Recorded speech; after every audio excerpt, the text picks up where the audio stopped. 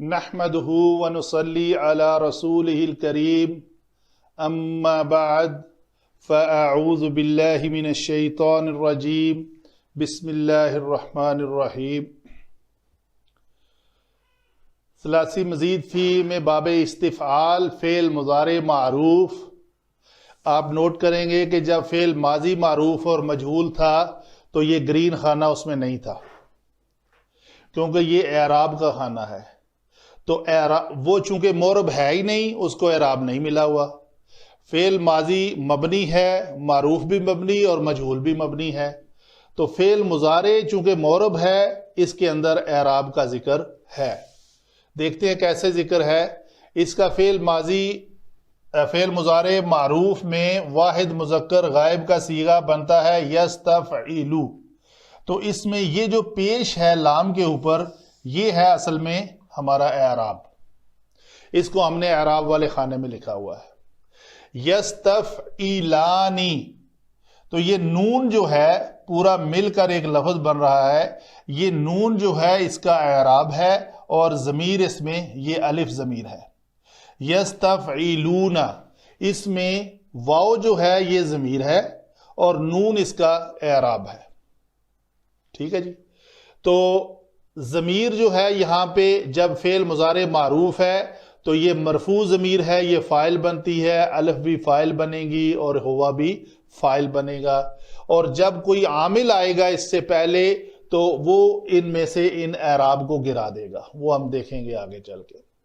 آگے کیا ہے جی، تستفعلو، پھر اس میں یہ پیش جو ہے لام کے اوپر یہ اعراب ہے، اس کو ہم نے اعراب والے خانے میں لکھا ہوا ہے۔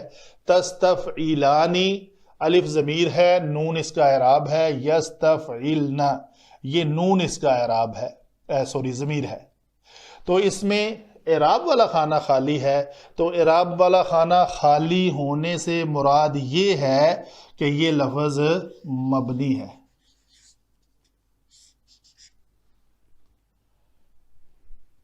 معرب نہیں ہے۔ حاضر کے صیغے پہ آتے ہیں۔ تستفعلو، اس میں لام کے اوپر یہ جو پیش ہے یہ اس کا اعراب ہے۔ اس کے اندر ضمیر جو ہے یہ انت پوشیدہ ہے۔ جیسے فعل ماضی میں صرف 2 پوشیدہ تھی، ہوا اور ہیا، اسی طرح فعل مضارع میں 5 پوشیدہ ہیں، ہوا، ہیا، انت۔ تو یہ پیش اس کا اعراب ہے اور انت اس کے اندر ضمیر چھپی ہوئی ہے۔ تستفعلانی میں نون اعراب ہے اور الف اس کی ضمیر ہے۔ تستفعلون میں نون اعراب ہے اور واو ضمیر ہے۔ اس واو کا معنی ہوگا وہ، تم سب۔ تستفعلین میں نون اس کا اعراب ہے اور یہ یا ضمیر ہے۔ یاد رہے کہ اس صیغے میں، فعل مضارع کے اس صیغے میں انتی پوشیدہ نہیں ہے۔ حاضر مذکر کے صیغے میں انتا پوشیدہ ہے، لیکن غائب کے صیغے میں یہ انتی نہیں، اس میں اس یا کو ضمیر کہا جاتا ہے اور اس یا کا معنی ہے تو ایک مونس۔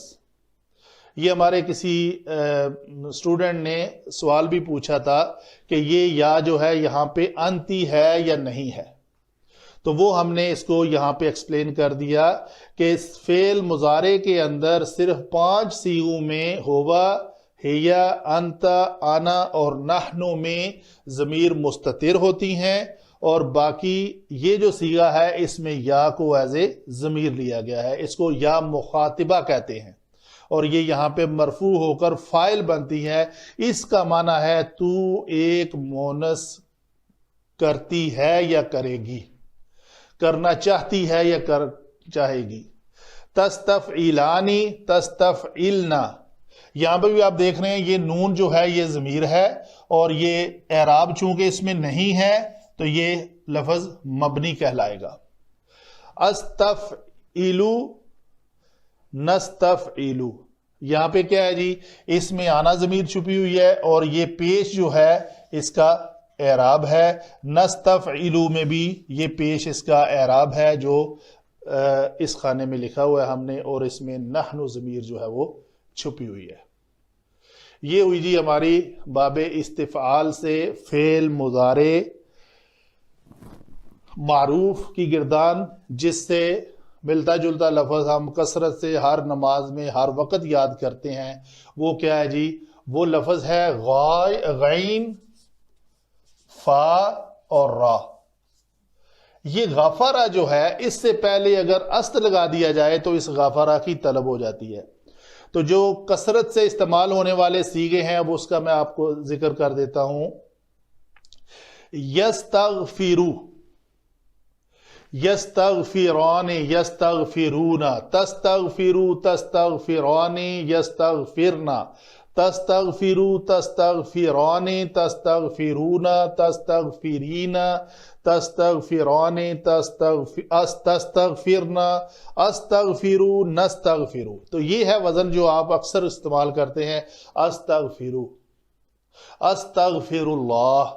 میں کسی بھی آپ چکا دینے والی بات سے اللہ تعالیٰ سے معافی جب طلب کرتے ہیں تو آپ کہتے ہیں استغفر اللہ، میں اللہ تعالیٰ سے اپنے گناہوں کی معافی طلب کرتا ہوں۔